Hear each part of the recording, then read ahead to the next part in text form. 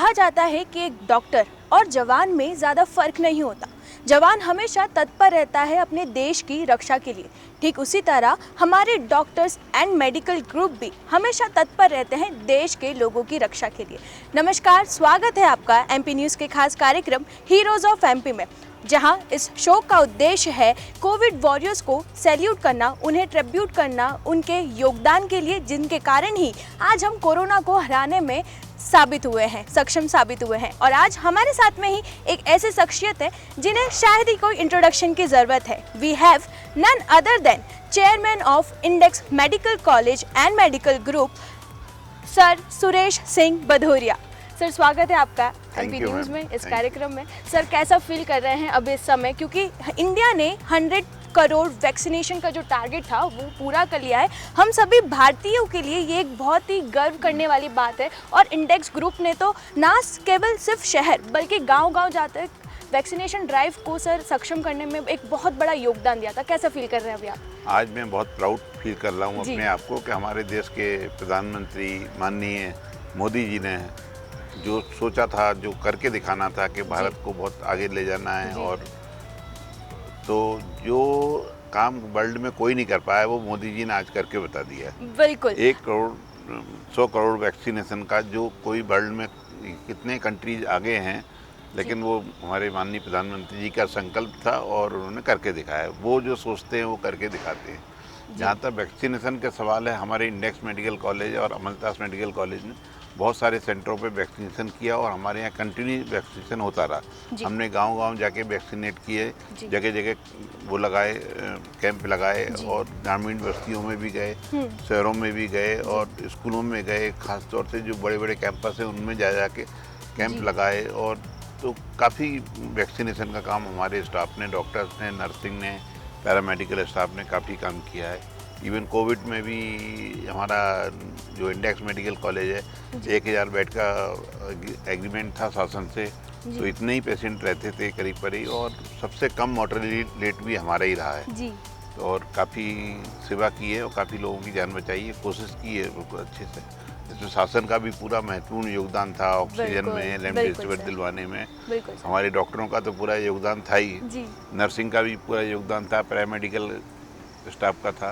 बस एक कैजुअलिटी हमारे एमएस साहब कोरोना वालों की सेवा करते करते वो एक्सपायर हो गए। वो कोरोना से ग्रसित हो गए और उनको ना बचा पाए, लेकिन उनकी शहादत या देशभक्ति या जो भी कहना चाहिए, जैसे सैनिक आपने कहा कि बॉर्डर पे लड़ते हैं, लेकिन ये भी एक तरह से उस युद्ध से कहीं ज़्यादा था। बिल्कुल बिल्कुल सर। तो अपने आप को तैयार करना, अपने स्टाफ को तैयार करना, डॉक्टर्स को तैयार करना कि जिस कोविड वाले पेशेंट से लोग मोहल्ला छोड़ के भाग जाते थे, बिल्कुल सर, डरते थे, उनकी सेवा करना, उनको ट्रीटमेंट देना, उनके पास रह के हर तरह से सेवा करना जी। सर, कितना चैलेंजिंग रहता था ये उस समय, क्योंकि इतनी भीड़, इतनी नेगेटिविटी हर जगह, एक पैनिक का माहौल भी था, लोगों में डर था, लोगों जो पेशेंट थे उनकी फैमिलियों में भी डर था। सर, इस सिचुएशन को कैसे कंट्रोल करा, कैसे इस सिचुएशन को संभाला गया? ये एक ऐसा दौर था कि जिसमें ये बेसिकली तो क्या है, 100-150 साल में हर आता ही है कुछ ना कुछ जी। लेकिन ये ऐसा दौर था कि लोग अपनों को अपने नहीं पहचान रहे हैं जी। घर वाले पेशेंट को छोड़ के चले जाते हैं, कोई पूछता नहीं, फल दे जाए, दवाई ले जाए, सब हम लोगों के ऊपर ही छोड़ देते थे। बहुत कम 1-2-3% ऐसे लोग थे कि जो के घर वाले कंटिन्यूसली आते थे, वो देखते थे जी। सारी सेवाएं हमारे यहाँ के स्टाफ ने की, सारी मतलब एक स्वीपर से लेके डॉक्टर तक दिन रात लगे रहते थे। 3 बार वो पीपी किट बदलते थे, ड्यूटी चेंज होती थी, जितनी बार जाना है, फिर जाना है, रात को जाना है, सुबह जाना है, कब उसकी एकदम से अटैक आ जाए, कब उसकी तबीयत बिगड़ जाए, कब ऑक्सीजन की दिक्कत पड़ जाए। मतलब काफी कठिनाइयों भरा समय रहा है। हम तो सिर्फ घरों पे बैठ के सिर्फ कंप्लेन करते थे, लेकिन जो असली काम करा है वो हमारे योद्धाओं ने करा है। ना सिर्फ डॉक्टर्स बल्कि और भी पैरामेडिकल स्टाफ, जो हमारे एक जो टीम पूरी मजबूत हुई, उसी के कारण ही आज परिणाम स्वरूप हम कोरोना को हराने में सक्षम हुए हैं। सर, एक जो डॉक्टर्स तो अपना काम कर ही रहे थे, उनकी पूरी टीम जुटी हुई थी, लेकिन सर एक लीडर की एक बहुत अच्छी क्वालिटी होती है कि वो जिस तरीके से अपनी टीम को मोटिवेट करता है उसी से ही उसका परिणाम आता है। सर, कैसे आपने एज एन लीडर सबको मोटिवेट करा कि कोरोना काल में हमें काम करना है? हमने अपनी टीम को मोटिवेट किया और थोड़ा हमारी फर्स्ट जो फेज निकल गया था उससे हमने भी प्लानिंग भी अच्छी कर ली थी जी। कि इवन हमने अपने जितने भी कैंपस के एक एक कर्मचारी को, एक एक फैमिली वाले, उनकी फैमिली सबको वैक्सीनेट करा दिया था ओके। और कंपलसरी कर दिया था कि वैक्सीनेट होना ही है। स्टूडेंट्स को करा दिया था, स्टूडेंट्स को समझाया, जो हमारे पीजी स्टूडेंट थे उनको समझाया, यूजी स्टूडेंट थे, 4th ईयर वाले थे, जी। उनको भी गवर्नमेंट ने अलाउ कर दिया था कि दे आर टीचिंग नाउ। हाँ, वो भी केयरटेकर की तरह बिल्कुल आ सकते हैं, उनको सेवा दे समझाया है कि सकते अगर हैं। तुम जी। ये करोगे तो ये तो तुम्हारा काम है, ये तुमको हाँ। पहली बार ऐसा मौका मिल रहा है कि सेवा करने का। बिल्कुल। तो ये अचीवमेंट था, सबको समझाया। शुरू में लोग काफ़ी घबराए, लेकिन कुछ इंसेंटिव भी दिए, कुछ अदर प्रमोशंस दिए, कुछ और दिए, तो कुल मिला के धीरे धीरे एक माहौल क्रिएट किया जिससे लोगों को काम करना था। बिल्कुल। और फिर तो ऐसा क्रिएट माहौल हो गया कि लोग पीपी किट कई बार नहीं भी पहनते थे और मास्क लगा के चले जाते थे, बोले ठीक है हमको तो जो होना है, लेकिन हम तो सेवा करेंगे। बिल्कुल। और इवन हमको भी डेली करीबन जब पीक्स टाइम था मई जून में, तो उस समय हम भी रात में कम से कम 3-3, 4-4 बजे के पहले नहीं सो पाते थे बिल्कुल और सुबह जल्दी उठ के जल्दी, इतना डर लगा रहता था कि कहीं ऑक्सीजन नहीं खत्म हो जाए।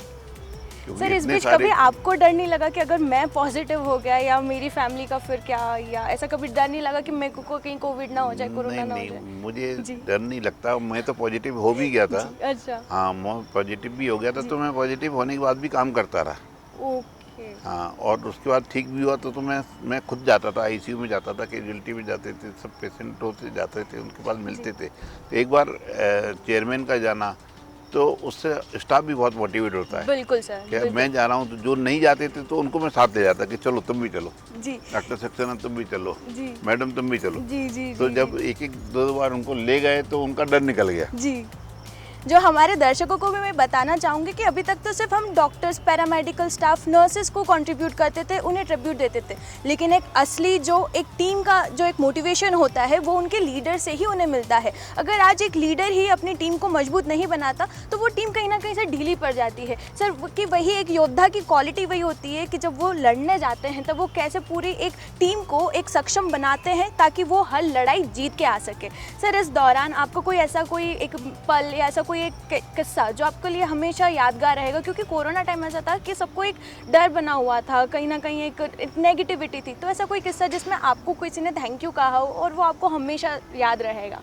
मेरे को तो इतने सारे लोग थैंक यू कहते हैं, जी। भगवान की तरह पूजने लगे। मुझे जी, लगा कि बिल्कुल, पता नहीं क्या बिल्कुल। हो गया है। जी जी जी इतने लोग थैंक यू देते हैं, जितने लोग ठीक होके गए सब याद करते हैं, जी। इतना धन्यवाद देते हैं, हमारे हमको देते हैं, हमारे स्टाफ को देते हैं कि मतलब उनको तो नया जीवन मिला था। मतलब बिल्कुल बिल्कुल बिल्कुल। ऑक्सीजन कम हो गई, लेवल नीचे आ गया, आरटीपीसीआर में इतनी कम हो गया, हाँ हाँ सीटी कराया तो उसमें कम हो गया, और इतनी परेशानियों बड़ा टाइम था। हर आदमी को, हर लेडीज को अपने पति की चिंता, उसको अपनी पत्नी की चिंता, कोई सामने नहीं जा रहा, कोई पीछे है, कोई कहीं है, कोई कहीं है। हाँ जी, तो हाँ जी। बहुत ही टफ जॉब था। एक लेडी आई और वो हमारे कोई परिचिति थी, तो उन्होंने कहा नहीं साहब हमको तो आपके ही जाना है, अच्छा तो उसके लिए आईसीयू में एक बेड करवाया। जी। उसके सारे घर वाले भाग गए, लेकिन एक लड़की थी उसकी, अच्छा, वो नहीं डरी। क्या बोले बात है। नहीं, मैं अपनी माँ के पास ही रहूँगी। जी, तो यही मुझे- होती है। हाँ, वो लड़की थी। मैंने कहा देखिए ये बेटियां हैं जो माँ को चाहती हैं। बिल्कुल, हिम्मत और हौसला हो तो क्या नहीं जीत सकते। सर, वैक्सीनेशन से रिलेटेड एक सवाल आया है हमारे दर्शकों का कि उस टाइम पे जब ऑफलाइन वैक्सीनेशन शुरू हुआ तब कई लोगों की भीड़ होने लगी, तो सर इंडेक्स मेडिकल ग्रुप ने क्या व्यवस्थाएं वहाँ पे कर रखी थी ताकि सोशल डिस्टेंसिंग भी फॉलो हो सके और अच्छे से सबका वैक्सीनेशन भी हो सके?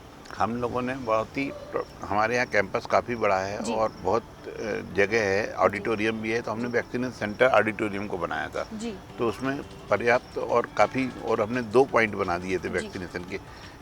एक रजिस्ट्रेशन कराते थे और रजिस्ट्रेशन करा के क्यू में चलते रहते थे। जी। चाय पानी की व्यवस्था भी हमने वहाँ करा के रखी क्या थी। बात है। बिल्कुल जी। उनको मेहमानों की तरह बुलाते थे कि भाई आइए वैक्सीनेशन कराइए और फिर वैक्सीनेट कराते हुए फोटो खिंचवाइए। बिल्कुल, यही तो एक सच्ची मोटिवेशन था लोगों का वैक्सीनेशन करवाने का भी, कि हम लोगों को वो एक पिक्चर चाहिए वैक्सीनेशन, आई एम वैक्सीनेट कराते हुए, ताकि हम अपने सोशल मीडिया पे अपलोड कर सकें। सर अप्रॉक्स एक दिन में कितने वैक्सीनेशन के लिए वहाँ पे लोग आते थे, कितनी कैपेसिटी होती थी वहाँ पे उस समय ऑडिटोरियम में? एक सेंटर पे 250 देते हैं वो। अच्छा। और फिर कुछ अगर वैक्सीनेशन बच जाती थी तो उनको अलाउ कर देते थे। ओके। हाँ, तो हमारे पास हमारे पास लिस्ट रहती थी जी। और वेटिंग लिस्ट भी रहती थी तैयार। जी। हम अगले एक वीक की तैयारी करके रखते थे जी। गांव-गांव में, क्योंकि जी। हमारा एक भी दिन का एक पॉइंट भी वैक्सीनेशन नहीं हो। सबसे ज़्यादा वैक्सीनेशन ही हमारे यहाँ हुए हैं। बिल्कुल, चाहे हाँ यहाँ जी। हुए और अमलतास में भी वैक्सीनेशन बिल्कुल। हुए। सर गाँव में जब वैक्सीनेशन करवाने जाते थे तो कुछ मुश्किलों का सामना करना पड़ा था लोगों को, क्योंकि वहाँ के लोगों को समझाना वैक्सीनेशन के लिए कहीं ना कहीं एक कठिनाई साबित होता था, तो कोई परेशानी इस तरीके से आई आपको? गाँव में बहुत परेशानी आती थी, लोग भाग जाते थे। महिलाएं कहती थी कि हमको नहीं करना, जो होगा हमारा भगवान देखेगा, ये करेगा वो करेगा। लेकिन उनको समझाया, मोटिवेट किया कि इसको सरकार फ्री में लगा रही है, मोदी जी लगवा रहे हैं आपको, शिवराज सिंह जी इसको लगवा रहे हैं और इसकी आपकी जान बचाएगी। आपकी नहीं बचाएगी तो आपके साथ वाले 10 लोगों की जान बचाएगी। बिल्कुल। आपको कुछ हो जाएगा तो आपके बच्चों को, पति को क्या होगा, आपके रिश्तेदारों को क्या होगा, पता ही नहीं पड़ेगा। जी। आप अगर बच भी गए तो उनका क्या होगा। जी। तो कुछ ऐसे समझे, कुछ ऐसे समझे, कुछ फिर कई बार डराना पड़ता था कि नहीं प्रशासन का है, पुलिस उठा ले जाएगी, तुमको नहीं लगाओगे। तो ये थोड़ा बहुत कंप्रोमाइज, वो मिक्स सारी चीज़ें अपनाई गई, क्या बोलते हैं सर, साम दाम दंड भेद लगाया गया, ताकि कोरोना से रिलेटेड जो भी इन्फेक्शन से रिलेटेड जो भी भ्रम है लोगों के मन में उसको हटाया जाए और वैक्सीनेशन के प्रति लोगों को जागरूक किया जाए। सर हमारे दर्शकों के लिए आप क्या मैसेज देना चाहेंगे? हम दर्शकों को हार्दिक शुभकामनाएं देते हैं कि अब ये कोरोना का तीसरा दौर ना आए, इसके लिए और माननीय मोदी जी को धन्यवाद दीजिए आप कि उन्होंने हमारे एक ऐसे डैशिंग प्रधानमंत्री हैं जिन्होंने 100 करोड़ का टारगेट आज पूरा कर लिया है। और ऐसे प्रधानमंत्री मिलना मुश्किल है और आज देश में नहीं पूरे वर्ल्ड में भारत का नाम हो रहा है। जी। और मैं धन्यवाद देता हूँ माननीय मोदी जी को, और माननीय मोदी जी या जो भी शासन और के जो भी निर्देश मिलते रहे उनका समय से पालन करते रहे। बिल्कुल, कोरोना कम हुआ है, अभी भी गया नहीं है, तो कोविड प्रोटोकॉल्स जो हैं, मास्क पहनना, सोशल डिस्टेंसिंग का फॉलो करना, बार बार अपने हाथों को सैनिटाइजर या किसी भी हैंड वॉश से धोते रहना, उसे फॉलो ज़रूर करें। हम लोग भी अभी शूट कर रहे हैं तो हम लोगों ने भी प्रॉपर डिस्टेंसिंग मेंटेन करी है। मास्क हम लोग इसलिए नहीं पहनते बिकॉज हम शूट करते हैं। MP न्यूज़ की पूरी टीम की तरफ से हम अपील करते हैं कि आप भी कोविड प्रोटोकॉल्स का फॉलो ज़रूर करें। ये थे हमारे आज के रियल लाइफ हीरो सर। ऐसे ही रियल हीरो से हम मिलेंगे अगले एपिसोड में। आप बने रहिए MP न्यूज़ के साथ। नमस्कार।